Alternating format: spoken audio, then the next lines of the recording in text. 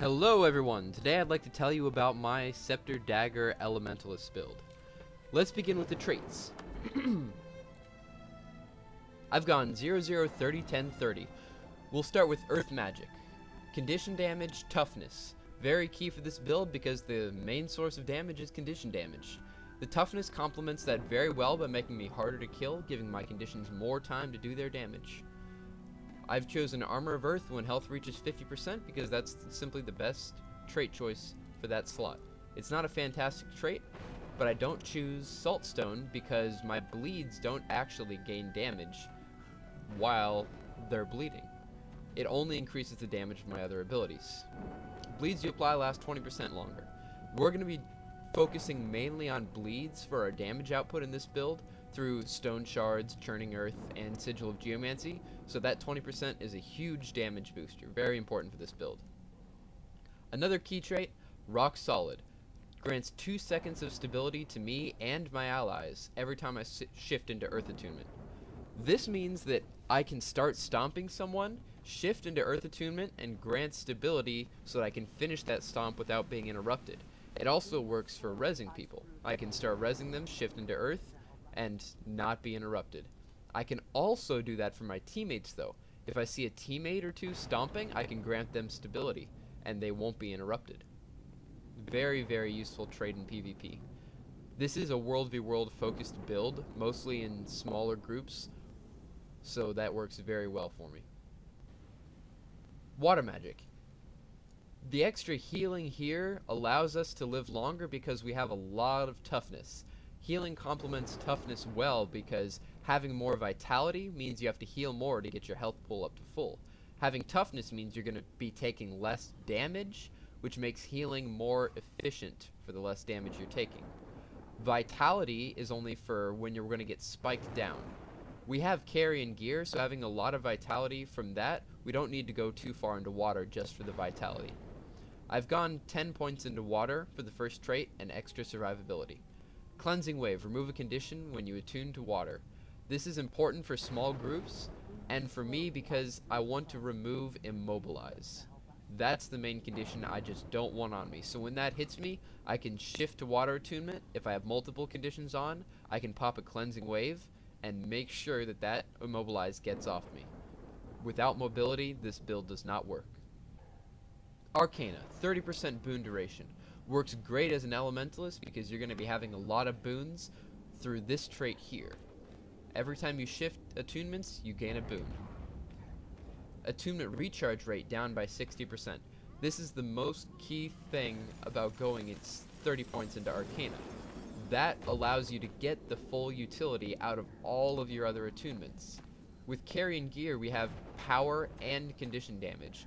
So we're going to get a lot of our damage from our conditions, but we can also get plenty from our power, which means fire, water, and air are now useful for dealing damage. Whereas if you go straight condition damage without power, you don't really have to shift into the other ones, or if you do, you're going to be lacking damage significantly in your other attunements.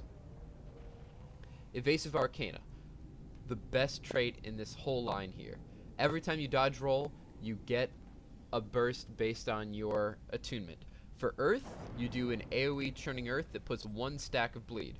1 stack of bleed isn't that significant, but it lasts for about 30 seconds. That's a lot of bleeding, so in long fights, you can actually, by rolling an Earth, stack this up a couple times and add a decent amount of bleeding to your opponent or multiple opponents.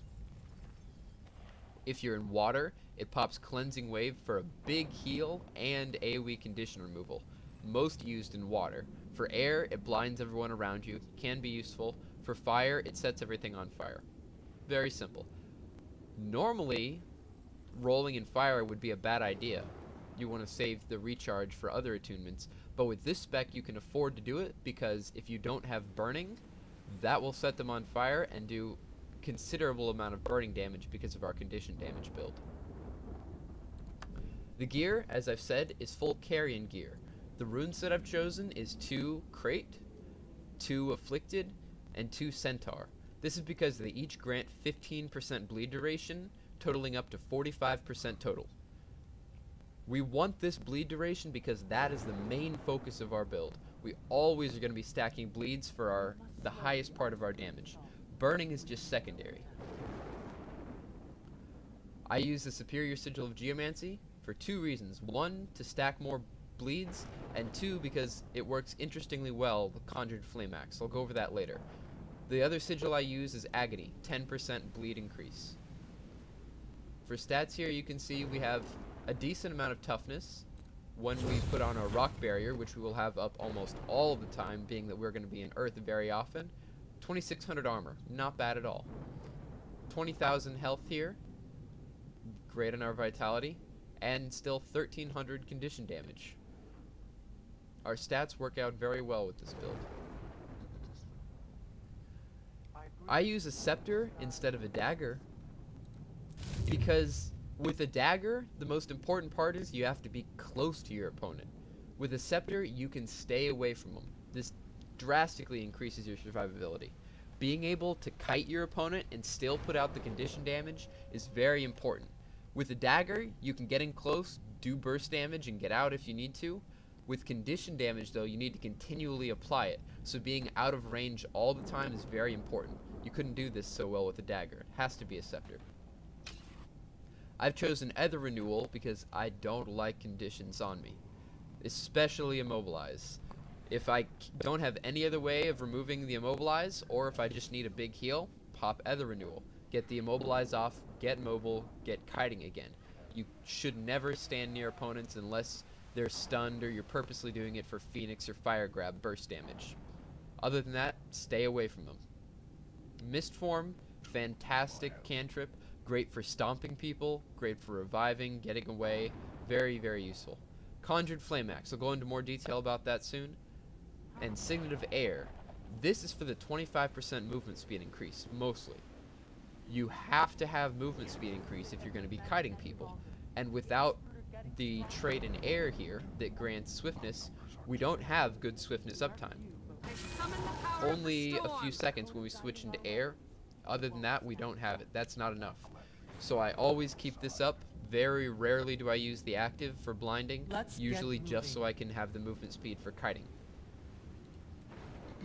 For the elite skill you're using, it can be either Conjured Fiery Greatsword or Glyph the Elementals. They're both useful.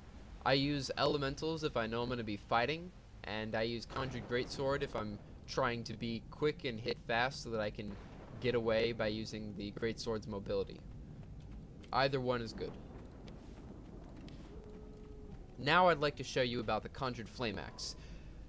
A lot of people are wondering, I'm sure, why I use this, but I'm about to show you it goes very, very well with the Sigil of Geomancy. Watch. I'll get into combat here with this Mauler. Once I'm in combat, watch up here, his conditions. I pop the Flame Axe on him. He goes, gets burning, and 6 stacks of bleeding for my Sigil of Geomancy. Normally it only grants 3, but now 6 stacks of bleeding.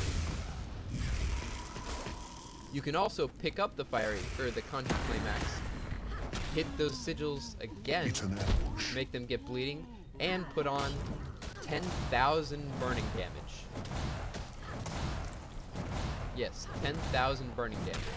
Also, throwing out the ring, fire field, 3,500 burning damage if they cross it. Don't tell anyone.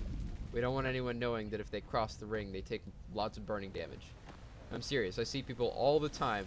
I throw down my ring here, and they just run back and forth over it, taking burning damage for no reason. Don't tell anyone.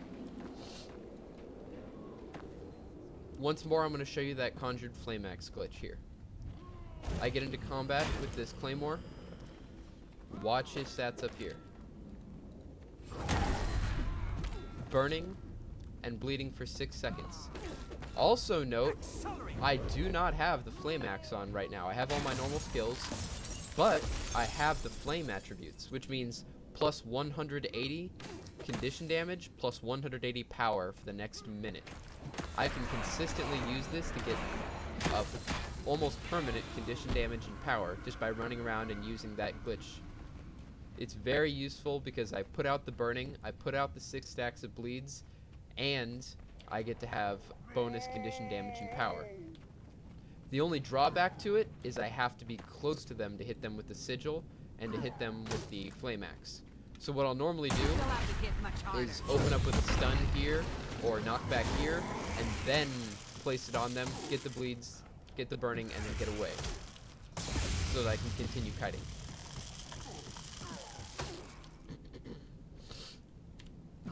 The trinkets I use here